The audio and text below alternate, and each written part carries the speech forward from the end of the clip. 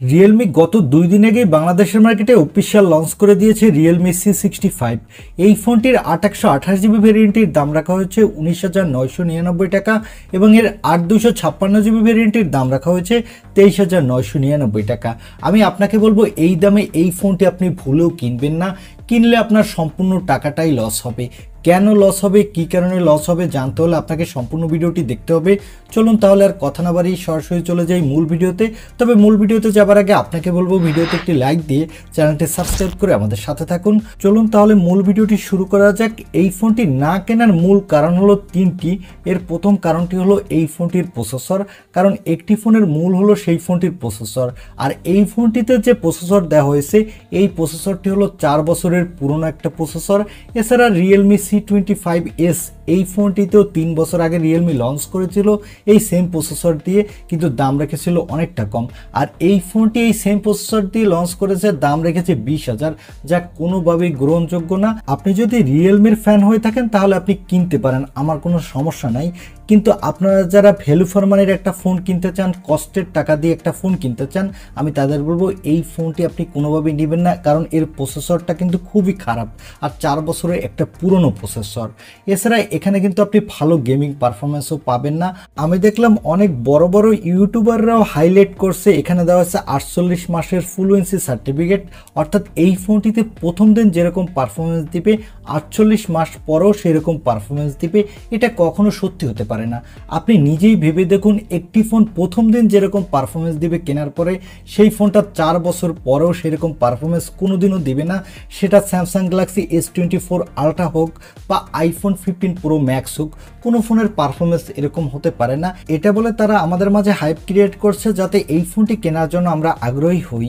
এবারে আসি এই ফোনটি না কেনার 2 নম্বর কারণে। এই ফোনটি না কেনার 2 নম্বর কারণ হলো এই ফোনটির ডিসপ্লে। একটি ফোনের সব থেকে বেশি ইউজ করি আমরা ফোনটির ডিসপ্লে, কিন্তু এই ফোনটির দাম রাখা হয়েছে 20,000, কিন্তু এখানে দেওয়া হয়েছে 10-12 হাজার টাকার দামের ফোনগুলোর মতো ডিসপ্লে, কারণ এখানে দেওয়া হয়েছে এইচডি ডিসপ্লে। এখানে মিনিমাম ফুল এইচডি ডিসপ্লে দেওয়া উচিত ছিল, এখানে দেওয়া হয়েছে এইচডি ডিসপ্লে। তার কোয়ালিটিও তেমন ভালো না, কারণ এই ফোনটির ডিসপ্লেটির পিক ব্রাইটনেস হলো 625 নিটস, যার ফলে ডিরেক্ট সানলাইটে এই ডিসপ্লেতে আপনি অনেক ব্রাইটনেসের ঘাটতি পাবেন। ডিরেক্ট সানলাইটে ফোনটির ডিসপ্লে আপনি ঠিকঠাক মতো দেখতে পাবেন না। আর বর্তমান মার্কেটের 20,000 টাকার নিচের অনেক ফোনেই আপনি ফুল এইচডি ডিসপ্লে দেখতে পাবেন, কিন্তু এখানে দেওয়া আছে এইচডি ডিসপ্লে। এছাড়া আনঅফিশিয়াল মার্কেটে 20,000 টাকা বাজেটের অনেক ফোনেই আপনি অ্যামোলেড ডিসপ্লে দেখতে পাবেন। তাই এই ফোনটির ডিসপ্লে কোয়ালিটির দিক থেকে অনেকটাই পিছিয়ে থাকবে। এবারে আসি এই ফোনটি না কেনার 3 নম্বর কারণে। এই ফোনটি না কেনার 3 নম্বর কারণ হলো এই ফোনটির ক্যামেরা, কারণ এই ফোনটির ব্যাক সাইডে দেওয়া হচ্ছে ডুয়াল ক্যামেরা। এখানে কোনো আল্ট্রা ওয়াইড লেন্স নাই, বা এই ফোনটির ক্যামেরা সেন্সরটাও তেমন বেটার না। এখানে দেওয়া আছে স্যামসাংয়ের সেন্সর, এখানে যদি সোনির সেন্সর দিত তাহলে কিন্তু আরেকটু বেটার হতো। তাই এই ফোনটির ব্যাক ক্যামেরা দিয়ে কিন্তু আপনি তেমন একটা ভালো কোয়ালিটির ফটোগ্রাফি তুলতে পারবেন না, বা ভালো কোয়ালিটির ভিডিওগ্রাফিও করতে পারবেন না। তাই ক্যামেরার দিক থেকেও ফোনটা অনেকটাই পিছিয়ে থাকবে।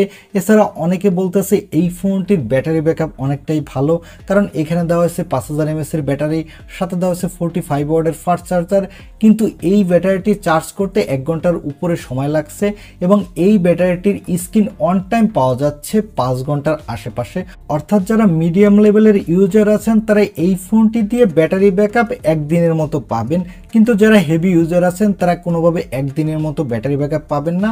আপনাদের হয়তো দিনে 2 বারের মতো চার্জ করা লাগতে পারে। আর ফোনটিতে কিন্তু অনেকটাই হিটিং ইস্যু আছে, অর্থাৎ ফোনটির চার্জের সময় কিন্তু ফোনটি অতিরিক্ত গরম হয়ে যাবে এবং ফোনটিতে কিছুক্ষণ গেমিং করলে ফোনটি কিন্তু দ্রুত গরম হয়ে যায়, তবে আবার দ্রুত ঠান্ডাও হয়ে যায়। তবে এই ফোনটির কি সব দিকই খারাপ, কোনো ভালো দিক নাই? হ্যাঁ, এই ফোনটির একটি দিকে আমার কাছে শুধু ভালো লেগেছে এই ফোনটির ডিজাইন, কারণ এই ফোনটির ডিজাইনটা কিন্তু দেখতে বেশ ভালো লাগে। বিশেষ করে সানলাইটে কিন্তু এর আলো রিফ্লেক্ট করে ব্যাক সাইডে কিছুটা প্যাটার্ন দেখা যায়, যার ফলে ফোনটিকে দেখতেও ভালো লাগে। মোটামুটি হাতে নিলেও আপনি ভালো হ্যান্ডসাম ফিল পাবেন। তবে এই ফোনটির দাম যদি 15,000 টাকার মধ্যে অফিসিয়ালভাবে লঞ্চ হতো তাহলে কিন্তু ফোনটা বেস্ট একটা ডিল হতো। যেহেতু ফোনটার দাম অনেকটাই বেশি, তাই এই ফোনটি এই দামে আপনার জন্য কোনোভাবেই কেনা ঠিক হবে না। আপনি চাইলে যদি অফিশিয়াল ফোন কিনতে চান তাহলে ইনফিনিক্সের ফোন দেখতে পারেন, কারণ এই দামে ইনফিনিক্সেরই বেটার কিছু ফোন আছে তবে ইনফিনিক্সের ফোনে কিছুটা আপডেট ইস্যু আছে, তবে ইনফিনিক্সের ফোন আগের থেকে অনেকটা আপডেটের দিক থেকেও বেটার হয়েছে। এছাড়া আপনি যদি আনঅফিশিয়াল ফোন কিনতে চান তাহলে আনঅফিশিয়াল ফোনও দেখতে পারেন, কারণ আনঅফিশিয়াল ফোন কিনলে কিন্তু এখন কোনোভাবেই বন্ধ হচ্ছে না, তাই আপনি নিশ্চিন্তে আনঅফিশিয়াল ফোনও দেখতে পারেন। আনঅফিশিয়ালভাবে আপনি এই দামের মধ্যে Motorola G34, Realme 10 এই দুইটি ফোনের মধ্যে যে কোনো একটি ফোন দেখতে পারেন। এই ছিল আজকের ভিডিও। এখন আপনি কি মনে করেন এই দামে এই ফোনটিকে আপনার জন্য কেনা ঠিক বা ঠিক হবে না তা কমেন্টে জানাতে পারেন। আর ভিডিওটি ভালো লাগলে অবশ্যই একটি লাইক দিয়ে চ্যানেলটি সাবস্ক্রাইব করে আমাদের সাথে থাকুন। দেখা হবে নেক্সট ভিডিওতে। আজকের মতো আল্লাহ হাফেজ।